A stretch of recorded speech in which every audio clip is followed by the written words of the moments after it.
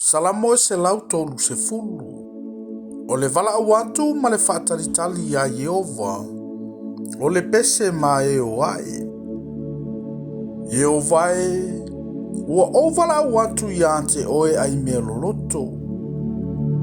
Le ali ia e whaafofonga mai i lo uleo. Ia li liu mai au fofonga i le leo la u ai o yatu. Yehova e a whaia te mataulia le a mio leanga. Le ali o aise na te mawhaia o na tūlai. A o iante o ele whaamangalo ina o sala.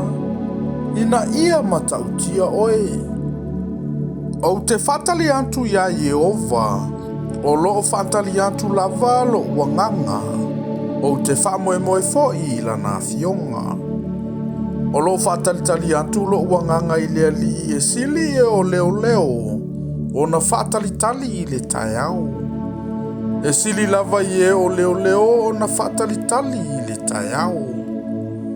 Ia whamoe Israelu ia Yehova. Awa o ia Yehova le alofa. O ia te ia fo i le whaola tangatele.